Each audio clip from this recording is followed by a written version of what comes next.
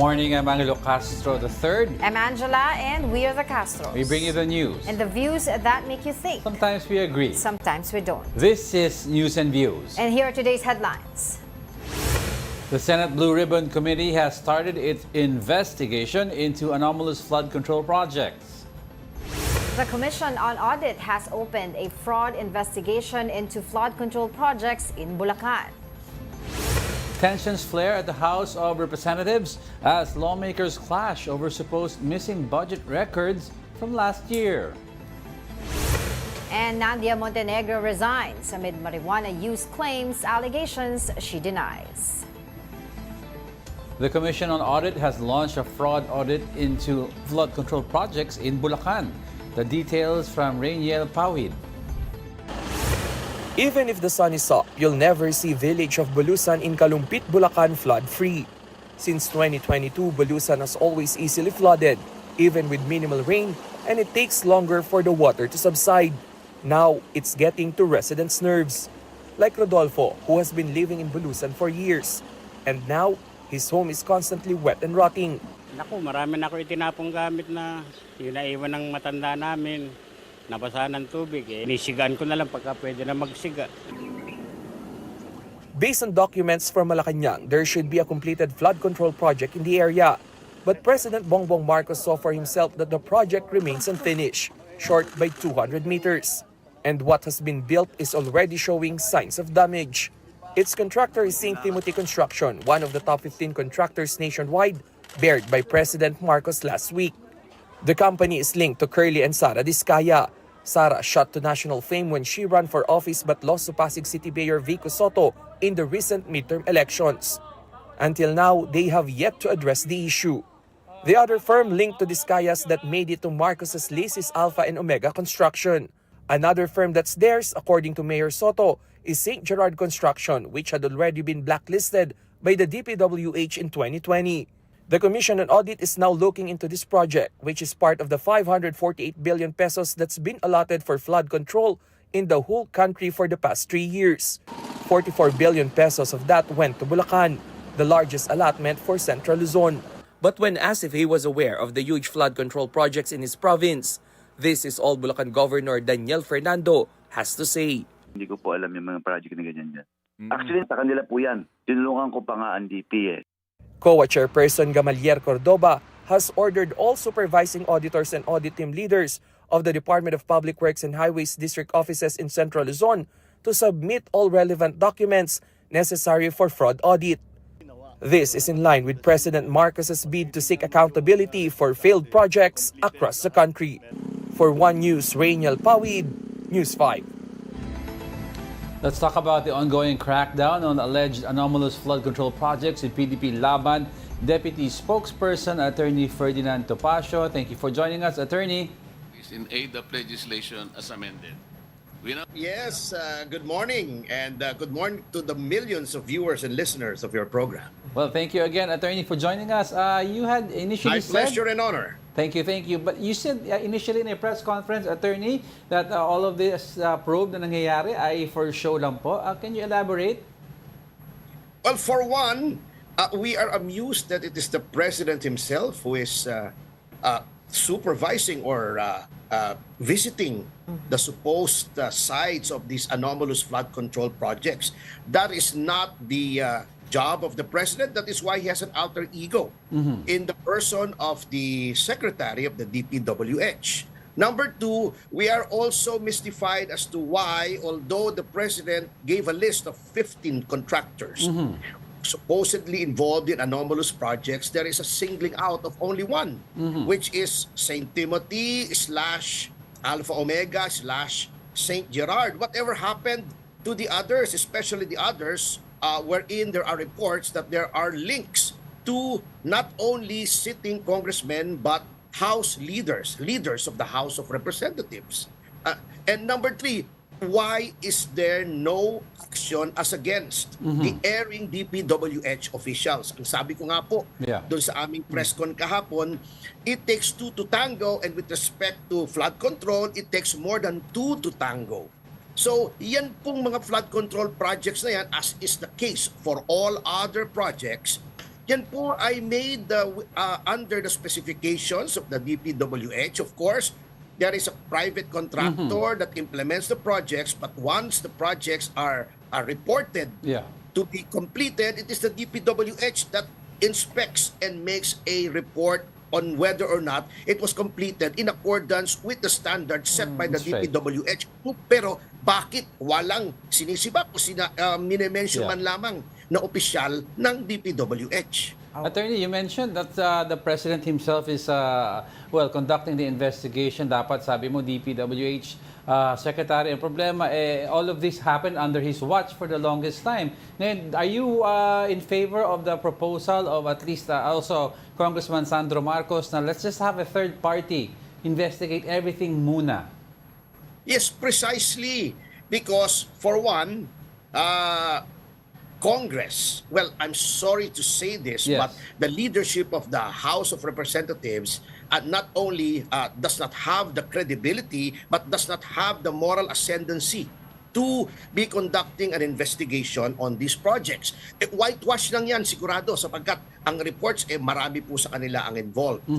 Number two, pwede naman pong mag-imbestiga ang Pangulo, ngunit within the sphere of his influence, which Okay. is the executive branch. Sabi po nga namin, kung ganyan pala ang scope ng anomaly, ng skandalo, dyan sa tinatawag nga po naming floodgate, bakit hindi suspend ang Secretary of Public Works and Highways? Because siya yung alter ego, siya yung pagdating sa ganyang field ng governance, ng executive, siya ang ultimately responsible. Number three, dapat po talaga magkaroon ng independent third party, a board of inquiry, ngunit bakit nireject ng Pangulo? Yung po na offer ni Mayor Benji Magalong na siya ang mag-head nitong Truth Commission, so to speak, na ito. Natatakot ba sila kay Mayor Benji Manalo because he is a person whose principles are not compromised because he will call it as he sees it, katulad ng ginawa niya roon sa Sub 44 Board of Inquiry. So bakit ayaw nila si Mayor Magalong? Well, you have raised several issues and points earlier, Attorney, and I was wondering, having said that, do you believe na by saying na parang selective yung mga contractors na DDN sa initial report ng Pangulo, ay he is not really sincere in this investigation of anomalous flood control projects? Well, at first we were willing to give him the benefit of the doubt, pero now we doubt the benefit. Dahil not only do we think he's not sincere in rejecting the offer of Mayor Magalong, ngunit by singling out certain contractors, parang nagkakaroon lang po ng smoke screen. Anong nang ginagawa po ng Pangulo natin parang AIDS, as if doing something. O yung tinatawag ng mga new generation na mema sabi lang. He's trying to put up the impression na siya ay on top of the situation when in fact, it is all full of sound and fury signifying nothing. So, sino po ba sa tingin po ninyo, aside from the suggestion of Mayor Magalong, ay ang nakikita niyo po na will give us a credible probe into this flood control projects? Nakikita niyo po na third party na po pwedeng mag-investigate? I would not hazard a guess po. But kung ihahalin tulad na lang natin to by analogy, kung natatandaan nyo po, but ang problema, both of you are too young to remember the Agrava Commission. I remember that, kay Ninoy. In the aftermath of the assassination of Yes. Ninoy Yes. Aquino. It was composed of men and women of demonstrated and unimpeachable probity and integrity. Yes. Mga retired justices po. Nandyan si Justice Agrava. Nandoon po si Justice... ang dami po mga Yeah, I remember retired that. justices doon. Ang pinopropose ko po, mga retired justices, yan si Mayor Magalong, he is a mayor. Wala po siyang vested interest dyan. Wala siyang connection sa mga contractors. In fact, siyang whistleblower dyan to chair it. Mga retired na mga justices, mga retired, probably a retired ombudsman or retired DOJ secretaries, basta yung mga retirado po na who are willing to dedicate the remaining days of their years sa service ng ating bansa. Yan po ang pinakamagandang i-create. We will leave it up to the sound discretion of the President kung talagang gusto niyang i-demonstrate sa taong bayan na siya ay sincero, that he wants to get to the bottom of this with utmost good faith. I wanted Well, to, parehas kayo ni yeah. Mayor Magalong sa sinabi. He was also suggesting retired justices Yeah. and PNP officials. Pero with that, kasi maybe that would be a good idea. Kasi attorney, what I've been talking to people and they were telling me na all of a sudden, naging part of the SONA yung pagbanggit ni Pangulo about the corruption in flood control projects. All of a sudden, all the local officials are coming out. Supposedly, they're concerned and they're angry. Well, I wasn't also born yesterday and I know this has been happening for the longest time. And all of a sudden, they are all concerned. So palang, how deep do you think this is, attorney? How deep does this go? Safe to say that it's only retired justices that could credibly investigate this? Opo, this has been going on, to be fair, to the Marcos administration. This is not a phenomenon endemic or unique to the present administration. This has been going on for some time. At ngalalim po ito. At kung in the case of Mayor Magalong, matagal na po, in fairness also to him, matagal na niyan dinedenounce ito. Kaya lang he used to be a voice in the wilderness. Walang nakikinig sa kanya until eto nga, dumating na yung dalawang magkasunod na bagyo at tayong lahat ay nag-swimming dito sa Metro Manila and the neighboring provinces, at buti naman ay kahit papano ay napapunta sa pansin ito ng Pangulo, which is a good sign. It shows that he's listening to the people, to the clamor and complaints of the people. Ngunit, at tama po kayo, all of a sudden, bakit ngayon lang nagreklamo yung mga local officials? Bakit ngayon lang nagpabibo itong ating mga congressmen? When all along, ang bulong-bulungan, hindi ko sinasabing totoo o hindi, ay involved ang mga congressmen, involved ang mga local government officials, at involved yung mga district officials all the way to the top echelon of the DPWH. So kailangan po talaga magkaroon ng sinatawag na independent commission para yung mga bulong-bulungan, mga chismis-chismis dyan, ma-validate natin whether they are true or not. And once and for all, institute measures to avoid this kind of problem in the future. Hindi lang po sa flood control, kundi sa lahat po ng infrastructure. Talamak po talaga yung ganyang kalakaran according to silent whispers that are now becoming louder and louder. That's what I wanted to ask you, attorney. Kasi initially we're just talking about the flood control projects and ang laking amount na pinag-uusapan dito. And since we're there na rin, that commission should just look into everything altogether. Kasi nakakatakot po, attorney. Sa baha, nakita natin ang epekto of haphazard planning. Ano pa kayang bridges? Ano pa kayang public structures na that can be a danger to our mga kababayan if malaman natin hindi pala pure cement ang linagay, mali ang pagkagawa.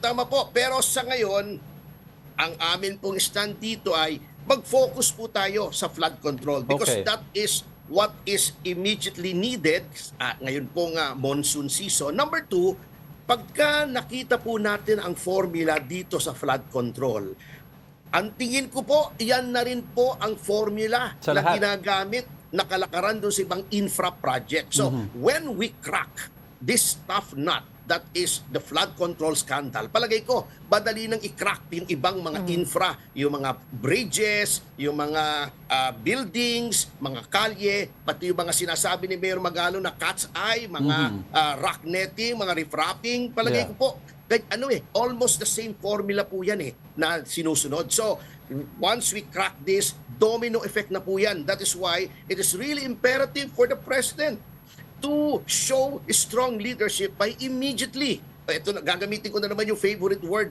ng mga legislators natin, to forthwith create by executive fiat an independent commission headed by Mayor Magalong to really get to the bottom of this. That's how the President will get to the bottom of this. Hindi yung literally bottom na nagpadala siya ng mga divers doon. Hindi po yung bottom of this na kailangan natin. Ang kailangan natin bottom of this ay yung talagang root cause nitong kalakarang ito. All right. Of course, people are asking as well. You raised several issues also during your press conference yesterday, along with others that you were with. The question here is, what is the end goal of PDP Laban? Dahil nga po sa mga statements po ninyo, especially here in flood control projects. Ang end goal po namin is, ito po ay in consonance with our platform na ang priority po namin ay good governance, anti-corruption, at hindi po yan lip service sa PDP po.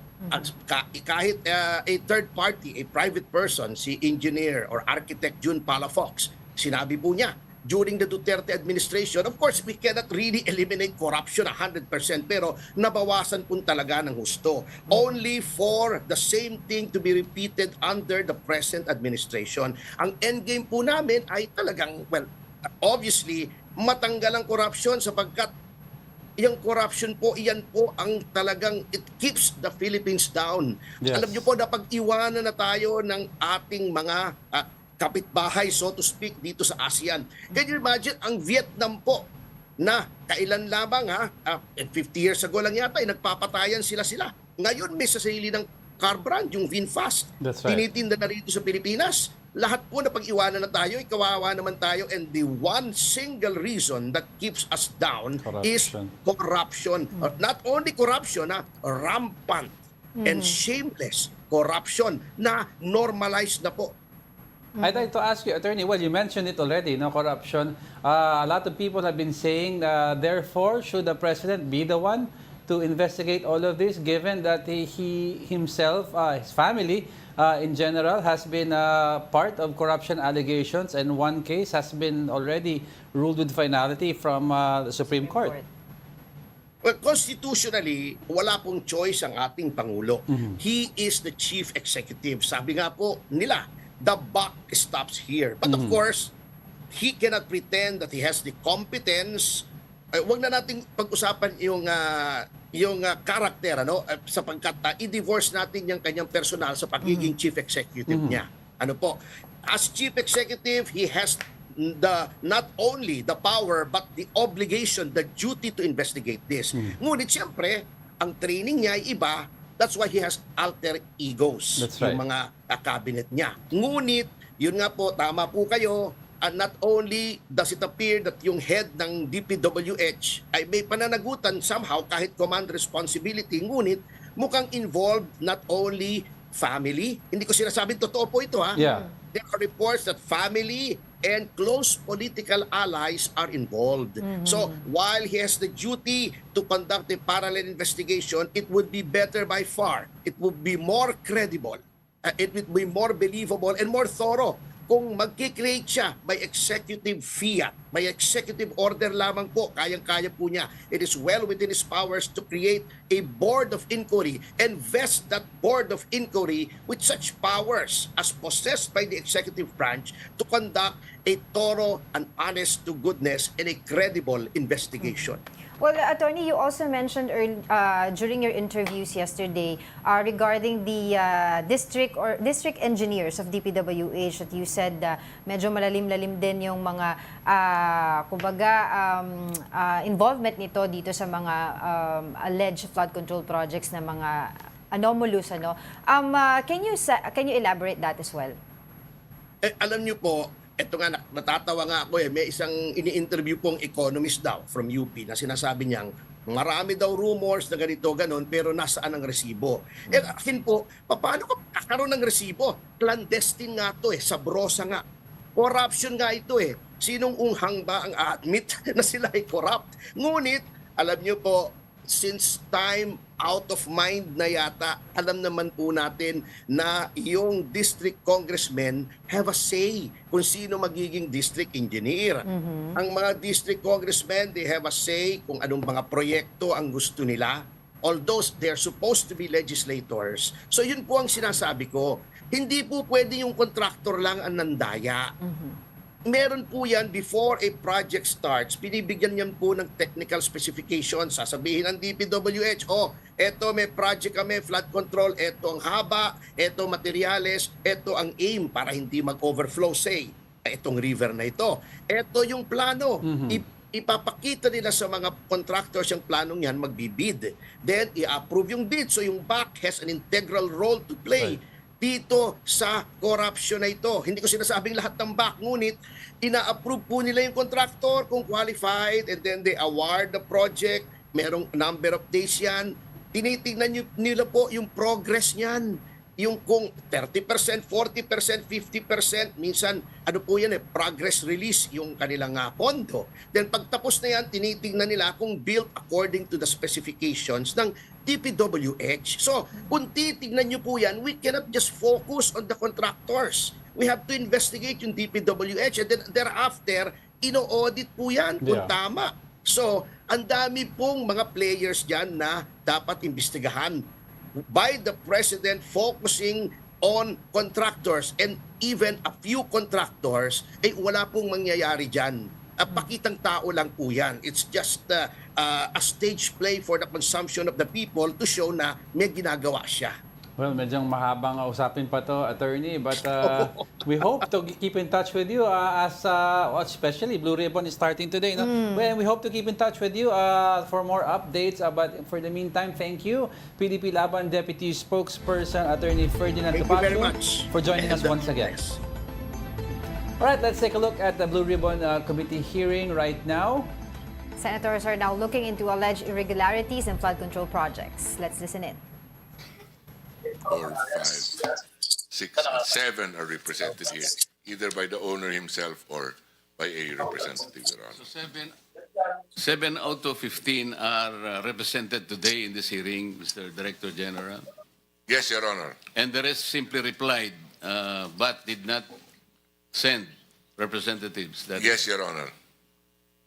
I just hope this is not the sign of disinterest on their part, because this meeting is called precisely to get to the bottom of this problem.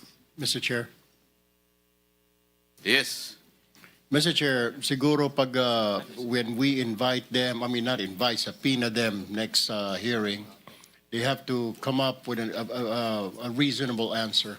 Hindi ho yung may sakit, may nauna, para hong ginagago itong committee natin na may sakit, nagbakasyon na, may mga prior schedule. Ano mas importante, prior schedule, Mr. Chair?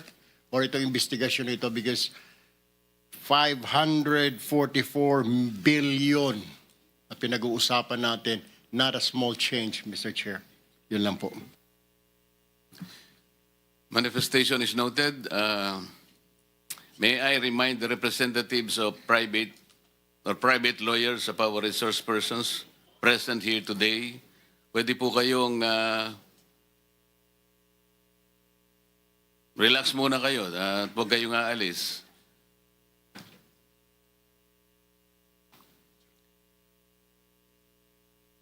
I will now direct the Director General to acknowledge the presence of our resource persons and thereafter administer the oath to them. Thank you, Mr. Chair. May I proceed? Those who have been invited here, kindly please stand and raise your right hand.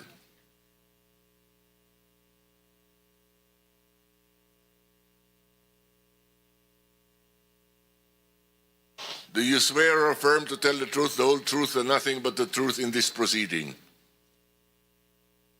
Thank you. You may take your seats. Mr. Chair, for the record, they all said yes. Thank you. Thank you, Director General.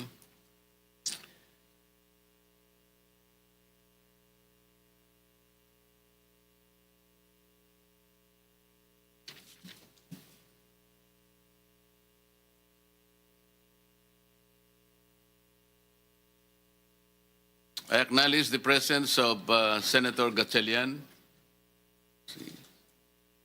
and Senator Bongo.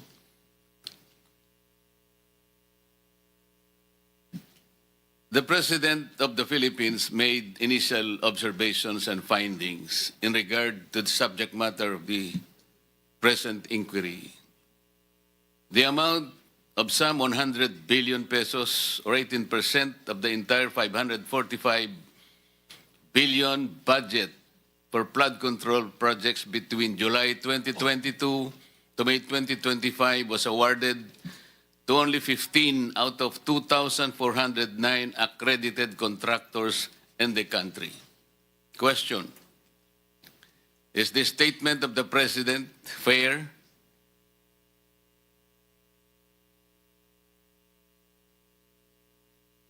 Silence means acquiescence. So, Chairman notes that all present today agrees to the statement of the President. And the 15 contractors referred to were invited as early as last Saturday, Director General, Friday, and at least 7 of them replied and sent representatives this morning.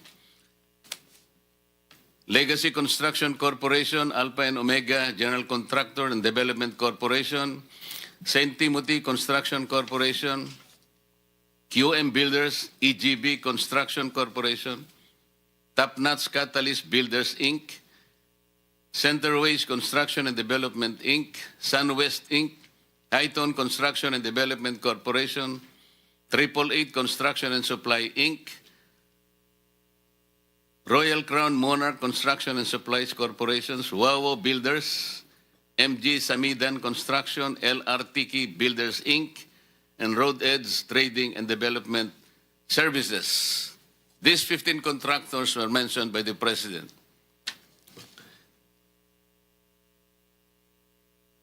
The President also noted that 5 of these 15 contractors have projects in almost all regions nationwide.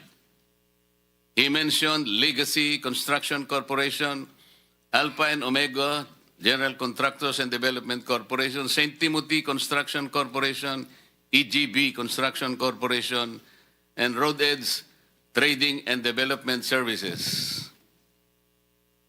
Is the President correct?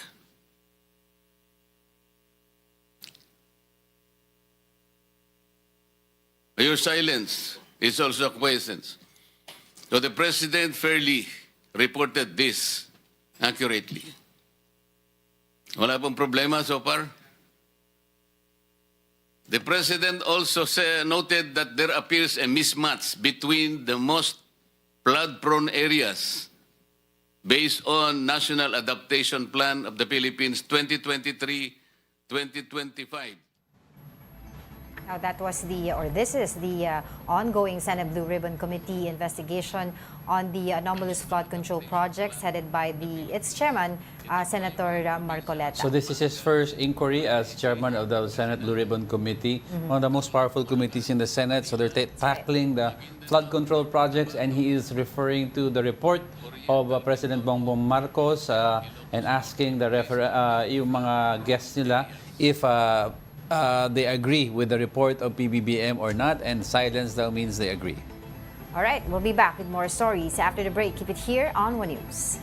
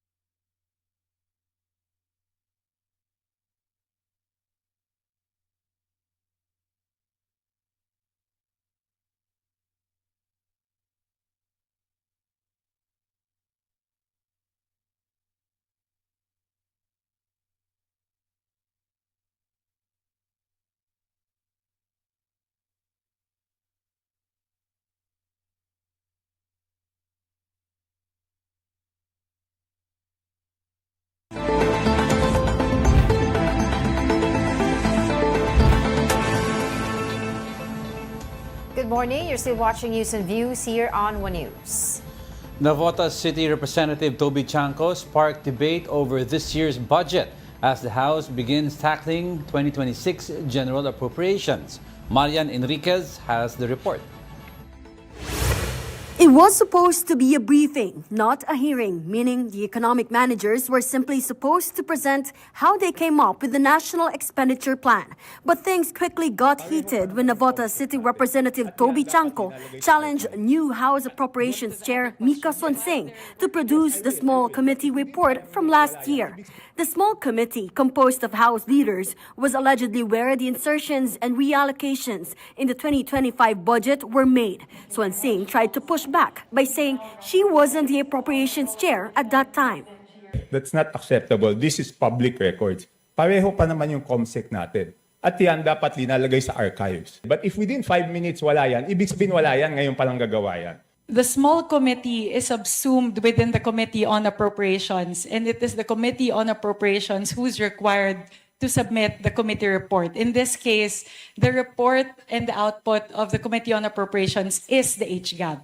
No, it's not. The HGAB is different from a committee report.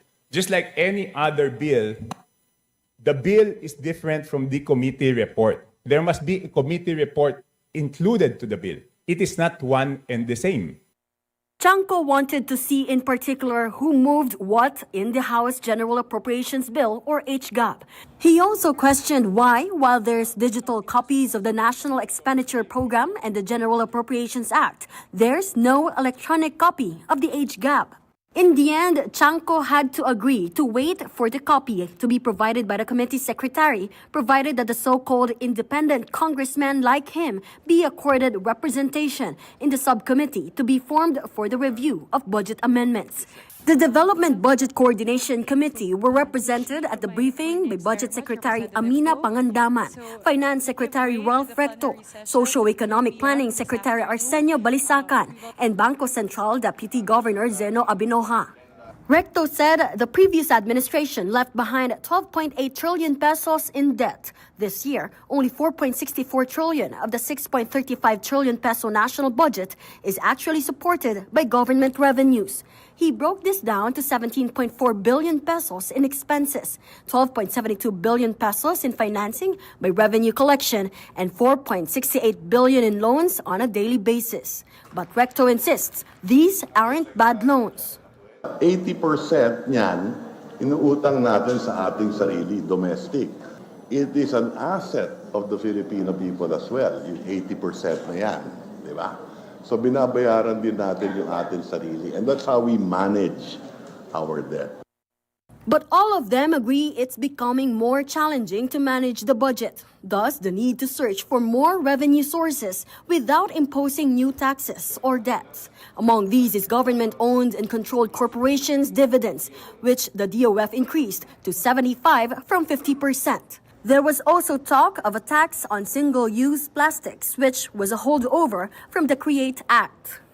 So far, we are on track to meet our medium-term fiscal framework targets, with revenue collections growing by double-digit for the last 3 years at an average of 13.8% annually. Tax collections have also consistently expanded at an average of 11.5% annually. For News 5, I'm Marian Enriquez. We are One News.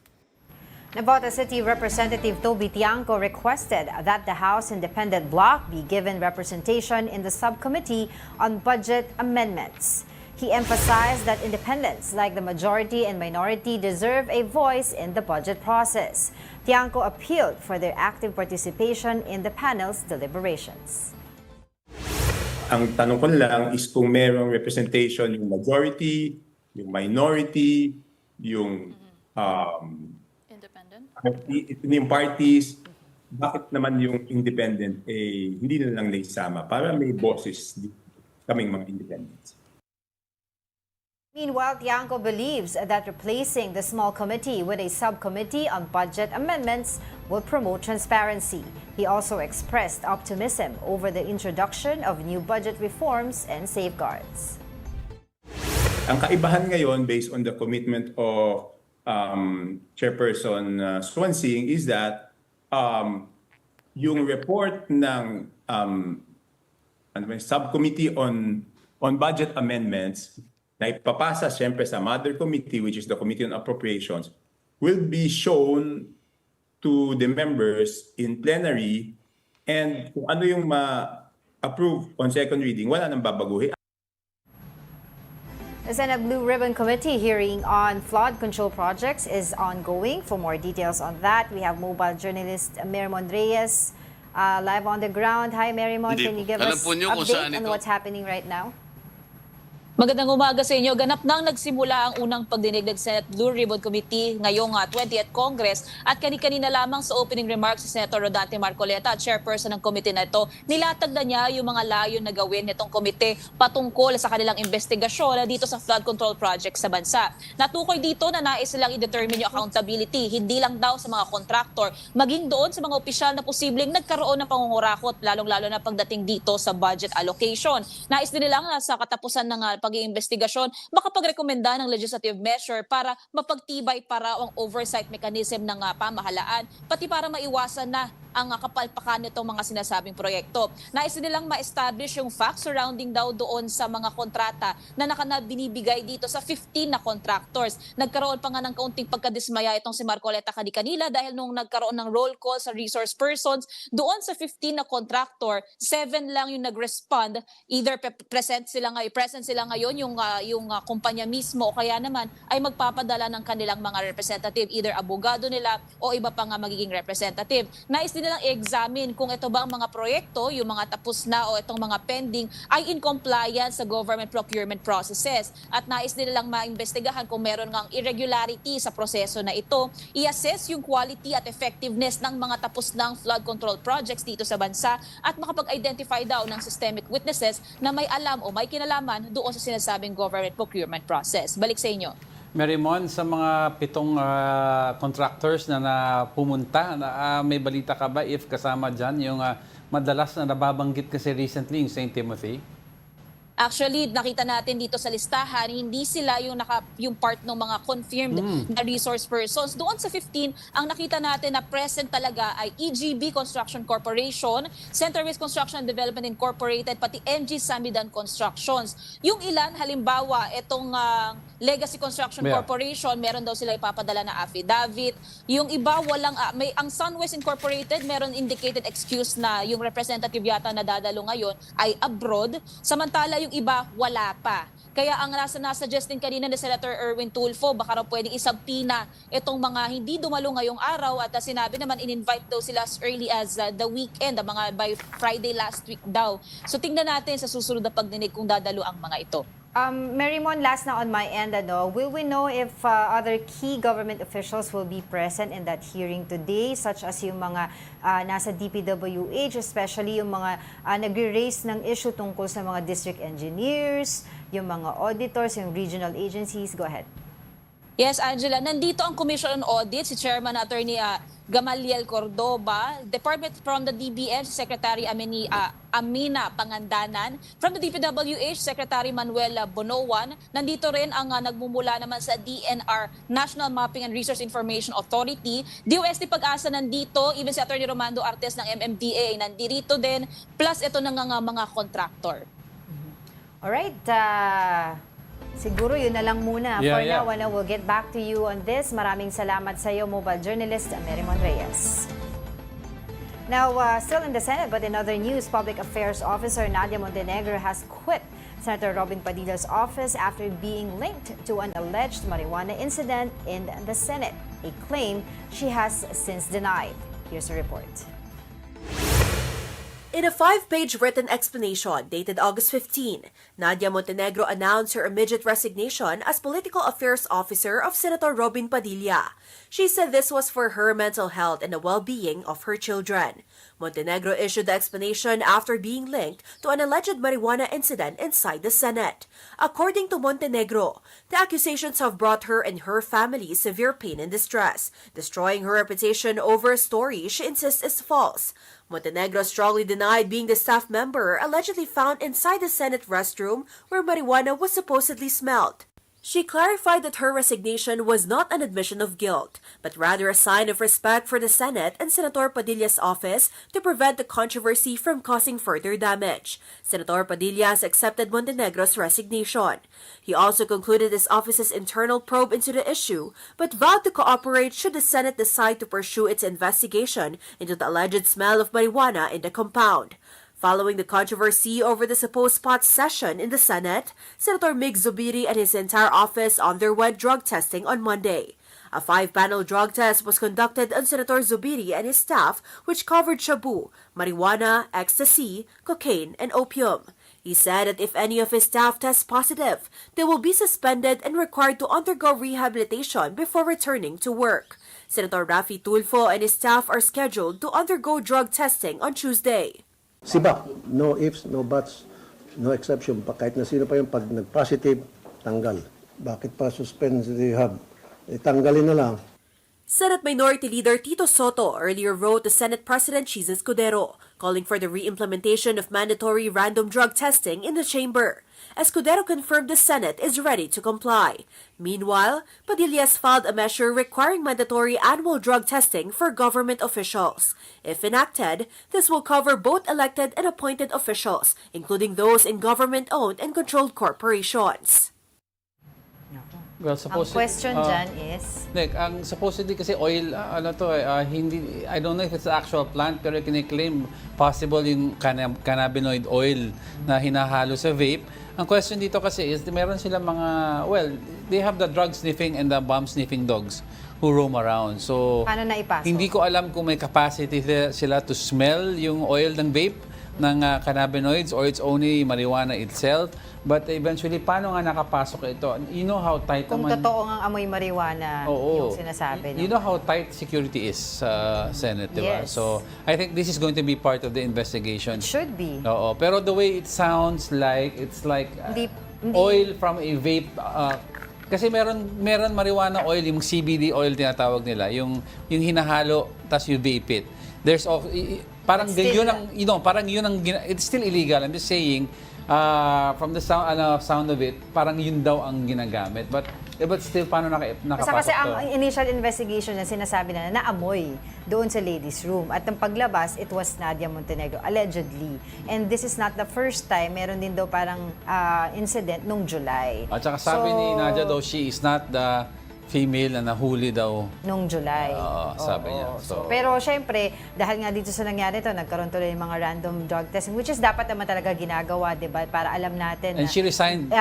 Drug-free environment yung government offices natin. And she resigned a day before, supposedly, na may mandatory drug test for her. Ay, talaga ba? Hindi ko Supposedly alam. ganon. Supposedly. Hindi ko ako sa kanya para mas ma-clear yung name niya, magpa-drug test na lang siya. We're not pointing fingers naman. It's just that we want to clear this. Siyempre, one of the highest institutions of our land is the Philippine Senate. Totoo. Diba? Alright, former NBI Director Jaime Santiago strongly denies allegations that he kept a so-called bagman in his unit. He stepped down amid claims that an associate collected payola from Sabong and Pogo operators in exchange for protection. Santiago insists the accusations are part of a smear campaign by groups with vested interests in his position. In his resignation letter, he said he would not allow any orchestrated move to destroy the reputation he built through the years. Pinagpipilitan si Paul Tangkad ay kolektor ko. Mga kasama, uulitin ko. Andiyan ang members ng media. Titingin ako sa inyo eye to eye. Tumayo ngayon ang inuobliga ko na magkaroon ako ng lingguhan, monthly. Tumayo ngayon, parang awa nyo na. Kung meron akong inuutusan sa inyo na magbigay sa akin ng pera, ay Diyos ko, lagi kong gaida sa inyo, gusto ko trabaho, trabaho, trabaho. Business groups warn that corruption and weak accountability could erode investor confidence amid the impeachment case against Vice President Sara Duterte. This comes amid a joint statement from the Makati Business Club, the Management Association of the Philippines, and the Justice Reform Initiative and Integrity Initiative. They call for for the Supreme Court to reconsider their decision on the impeachment of Duterte. MBC Executive Director Rafael Ongpin told Storycon that the issue goes beyond business interest. It is about the public's right to know how taxpayers' money is being used. I want to emphasize that this is not just a concern for prospective foreign investors. This is a concern for big Filipino conglomerates and so on who need a rule of law, who need public accountability, because right now our businesses are being shaken down by various government agencies. House Speaker Martin Romualdez praised the government's pilot rollout of a unified ID for persons with disabilities, saying it will curb fraud and ensure benefits reach legitimate beneficiaries. The pilot started in 35 areas, including San Miguel, Bulacan. Full implementation aims to cover 2 million PWDs nationwide. The LGUs will handle applications and verification, while the National Council on Disability Affairs manages ID printing. Don't go away because we're not done yet. Stay with us.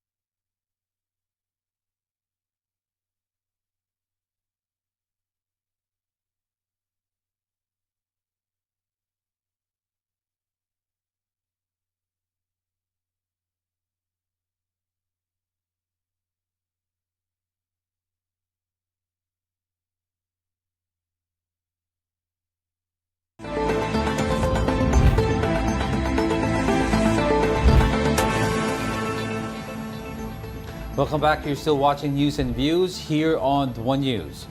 Former presidential spokesperson Harry Roque said that the recent altercation with other Duterte supporters in The Hague was due to personal differences. Not humba. Here's the report. Former presidential spokesperson Harry Roque says he has no issue with eating humba, but clarified that it wasn't what sparked a recent altercation with other supporters of former President Rodrigo Duterte in The Hague, Netherlands. In an interview with 1PH's Sa Totoo Lang, Roque recalled being invited to a birthday gathering for content creator Alvin in tourism. Alam nyo naman, sa birthday, dyan sa Duterte Street, kanya-kanyang dalam ng pagkain. Hindi naman na naghanda yung birthday celebrant, kundi iba't ibang mga grupo, nakaugalian na yan, talaga nagdadala ng pagkain dyan.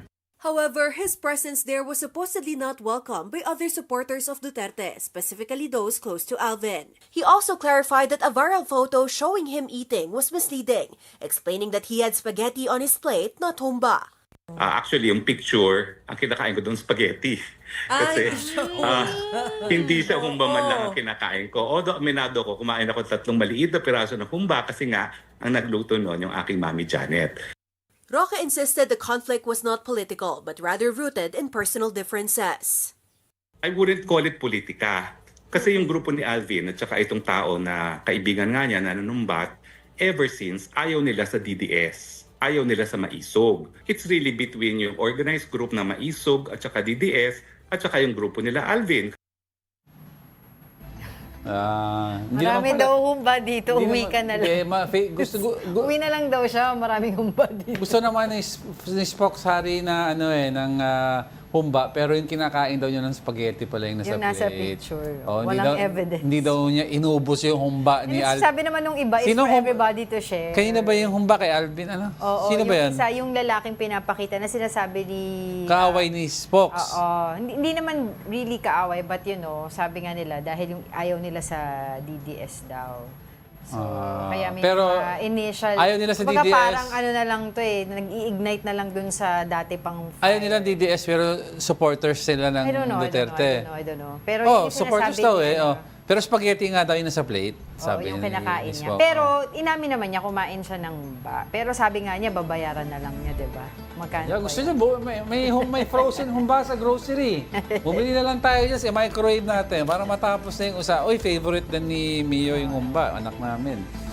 Ay, galing ng mga parang lumalalim mga pinaglalaban natin. Baka magkaroon ng Blue Ribbon issue dito kay Senator Marcoleta. Sino ba talaga kumain ng humba? Diba? Inubos ba ni Spokes Roque ang humba? Sige na. Oo. Sabi nga, last time before we go, sabi nga nila baka si PBBM anomalous humba eating Magkaroon sila ng humba project. Humba project. Okay. Alright, sige. Starting September, students will get faster and cheaper train rides with new beep cards that automatically give fare discounts. Mobile journalist Evan Tarinque with the report.